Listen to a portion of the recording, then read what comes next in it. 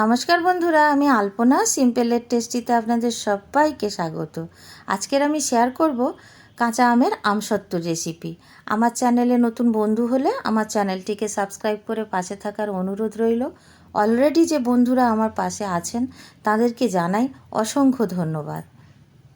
কাঁচা আমের আমসত্ত্ব বানাবার জন্য এখানে কাঁচা আম আমি 4টে নিয়েছি। এখানে 1 কিলো 250 গ্রাম ওজন আছে 4টে আমের।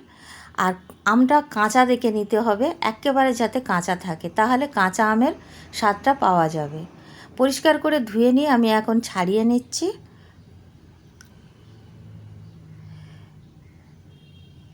খুব ভালো করে ছাড়িয়ে নিতে হবে, খোসাটা যেন না থেকে যায়।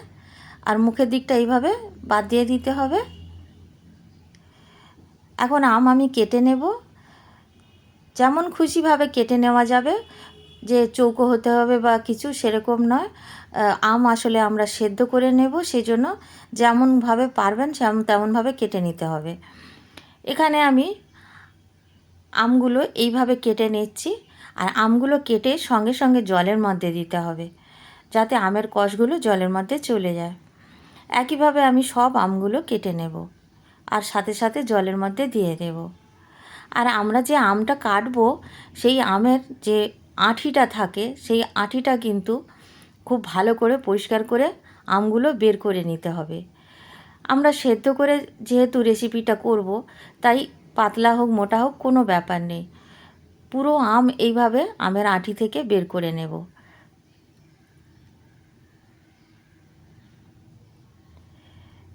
প্রত্যেকটা আমের আঁঠি থেকে এইভাবে আমগুলো আমি বের করে নিয়েছি।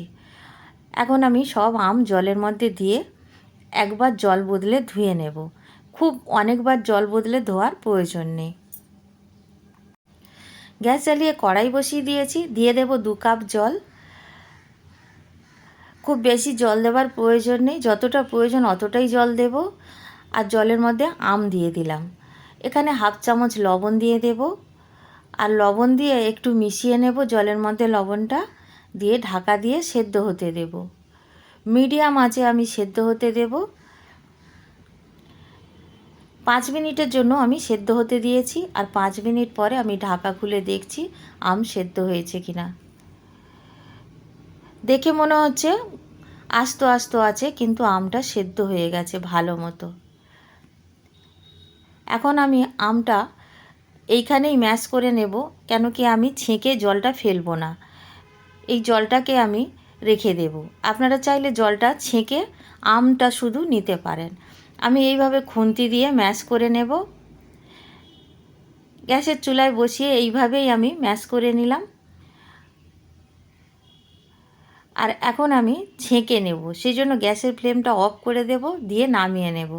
দেখে নিশ্চয়ই বুঝতে পারছেন পুরোটা ম্যাশ হয়ে গেছে। আপনারা চাইলে ম্যাশার দিয়েও ম্যাশ করতে পারেন। এখানে একটা স্ট্রেনারের ওপরে আমি দিয়ে ছেঁকে নিচ্ছি।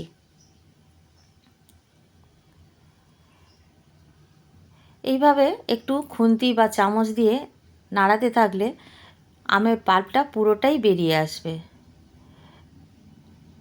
দেখুন একটুখানি আঁশ বেরিয়েছে। এই আঁশটা যদি থেকে যেত তাহলে ভালো হতো না, সেজন্য আঁশটা আমি ফেলে দেব। এখন একই কড়াইতে আমি দিয়ে দেব আমের কাতটা। খুব ভালো করে নাড়াচাড়া করতে হবে, তলার দিকে ধরে যেতে চায়, তাই ভালো করে নাড়াচাড়াটা করতে হবে এইভাবে। এখন আমি দিয়ে দেব বিট লবণ। এটা আপনারা দিতে পারেন, নাও দিতে পারেন। শুধু চিনি দিয়েও বানাতে পারেন, আর নর্মাল লবণ দিয়েও বানাতে পারেন। আমি এখানে একটু বিট লবণ দিয়ে দিলাম, হাফ চামচ মতো। আর আগের থেকে এই কাজটা করে রাখতে হবে। যার মধ্যে আমরা সেট করব আমসত্ত্ব, সেই থালা হোক বা ট্রে হোক, তার মধ্যে কিন্তু একটু অয়েল বা সর্ষের তেল বা সাদা তেল দিয়ে গ্রিস করে রেখে দিতে হবে। এইভাবে তেলটাকে মাখিয়ে দিতে হবে। আগের থেকে রেডি না রাখলে পরে অসুবিধা হবে। আর এখানে আমি আমটাকে এইভাবে নাড়াতে থাকবো।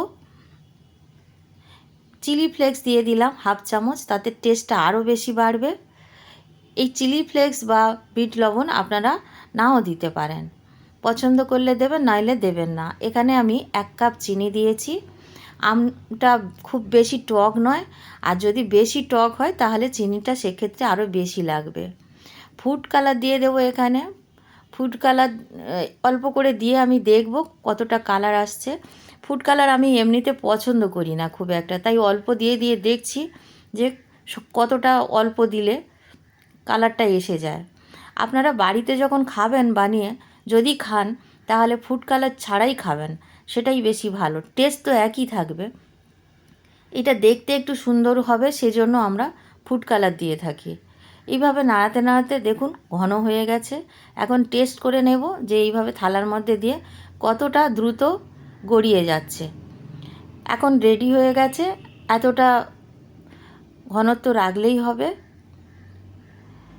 এখন আমি গ্যাসের ফ্লেম অফ করে দিয়েছি, আর এইভাবে এক হাতা নিয়ে থালার মধ্যে দিয়ে, যে থালাতে আমি তেল মাখিয়ে রেখেছিলাম সেই থালার মধ্যে দিয়ে এইভাবে আস্তে আস্তে ঘোরাতে থাকবো। আরও আমি দেব, প্রয়োজন মতো দিতে হবে, বেশি একসাথে দিলে মোটা মতো তৈরি হবে, তাহলে ভালো লাগবে না। আমসত্ত্ব একটু পাতলা হলে ভালো হয়, তবে কতটা পাতলা করছি সেটা আপনাদের নিজেদের দেখে নিতে হবে। যেভাবে থালায় রেখে আমি আপনাদের দেখিয়ে দিয়েছি যে কতটা গড়োচ্ছে, সেইভাবে নিতে হবে। এইভাবে আমি পুরো থালাটাকে স্প্রেড করে দিয়েছি। অন্য থালাটাও আমি করে নিচ্ছি একইভাবে। দুটো থালাতে হয়েও অনেকটা বেশি হয়েছে, তাই আর একটা ছোটো থালাতে আমি তেল লাগিয়ে নিয়েছি, আর এইভাবে সব দিকটা খেলিয়ে দেব। থালাতে দিয়েও সামান্য একটু রয়ে গেছে, নষ্ট কেন করব, সেই জন্য একটা ফাইবারের প্লেটের মধ্যে দিয়ে আমি রেডি করছি। যতটুক আছে ততটুক দিয়ে দেব। ফাইবার প্লেটে কখনো করিনি, আজকের প্রথম করছি, দেখি কেমন ওঠে। একইভাবে প্লেটটাও আমি এইভাবে স্প্রেড করে নিলাম। এখন আমি পাখার তলায় রেখে দেব। রোদ্দুরে দেওয়ার কোনো প্রয়োজন হয় না। অ্যাকচুয়ালি পাখার তলায় সবসময় যে দিয়ে রাখতে হবে তাও নয়, একটু সময় বেশি দিতে হয়। আজকের বানালে কালকের কাটলে তাহলে ভালো হয়। আজকে যদি আপনারা শুকোতে দেন বা রেডি করেন তাহলে কালকের মধ্যে নিজে থেকে শুকিয়ে যাবে। এইভাবে পরদিন সকালে আমি তুলে নেব আমসত্ত্বগুলো থালাই থেকে। এইভাবে ধারে একটু ছুরি বা চামচ দিয়ে একটু আলগা করে নিতে হবে, যাতে খুব সহজে উঠে যায়। আর তারপরে এইভাবে একটা দিক একটুখানি তুলে ধরার মতো তারপরে টেনে নেব। দেখুন কত সহজে উঠছে, একেবারে যেন মনে হচ্ছে একটা প্লাস্টিক। আর ভিতরটা কত সুন্দর দেখতে লাগছে, একদম হাতটাও ভিতর থেকে দেখা যাচ্ছে। দেখে নিশ্চয়ই বুঝতে পারছেন খুব সুন্দর হয়েছে। আর যে কেউ বানাতে পারবে, এতটাই সহজ, সেজন্য বলছি রোদ্দুরেও দেওয়ার ঝামেলা নেই, আপনারা বাড়িতে বানাতে পারবেন। আর এই আমসত্ত্ব যদি বানিয়ে ফ্রিজে রাখেন, নর্মাল ফ্রিজে, তাহলে কিন্তু 1 বছর পর্যন্ত রেখে খেতে পারবেন। বাইরে রাখলে কতদিন থাকে আমার জানা নেই, আমি কখনো রাখিনি, তাই আপনাদেরকে মিথ্যা মিথ্যা একটা কথা বলে দেব না। আমি ফ্রিজে রাখি, তাতে অনেক দিন থাকে, এইটুকু বলতে পারি। বেশি করে যদি বানিয়ে রাখতে চান রাখতে পারেন, তবে আমি যতটুকু বানিয়েছি এতটা আমার বেশি দিন যাবে না, খুব তাড়াতাড়ি শেষ হয়ে যাবে। এইভাবে আমি কেটে রোল রোল বানিয়ে নিচ্ছি। একটু রোল মতো করে বানিয়ে নিলে দেখতে ভালো লাগে আমার। যেমন খুশি আপনারা এটা তুলে এইভাবে কেটে নিতে পারেন।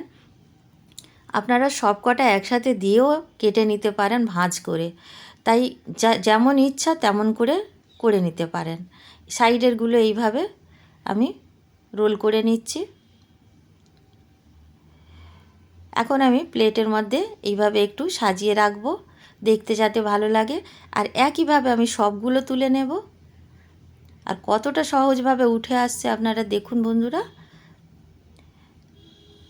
সেই জন্যই বলছি যে কেউ বানাতে পারবে, আর দুর্দান্ত লাগে, দেখতেও ভালো লাগে, খেতেও মানে এত সুন্দর খেতে লাগে না। ফাইবারের প্লেট থেকে এই প্রথমবার তুলছি, কেমন উঠবে জানি না, আপনাদের সামনেই আছে, দেখুন একইভাবে উঠেছে, কোনো অসুবিধা হয়নি। তাহলে বন্ধুরা সবগুলো তুলে নিয়েছি, একইভাবে এখানে সাজিয়ে দেব। কেটে নিয়েছি আমি সবগুলো। যে আমসত্ত্বগুলো সাইডে ছিল সেইগুলো মাঝখানে দিয়েছি, আর বাকিগুলো এইভাবে কেটে নিয়েছি। আপনারা বাড়িতে বানাবেন, আর কেমন লাগলো কমেন্ট করে জানাবেন। রেসিপি যদি ভালো লাগে লাইক করবেন, শেয়ার করবেন, আর নতুন বন্ধু হলে সাবস্ক্রাইব করতে ভুলবেন না যেন। আজকের এই পর্যন্ত, দেখা হবে পরের ভিডিও নতুন কোনো রেসিপির সাথে। সুস্থ থাকবেন, ধন্যবাদ, নমস্কার।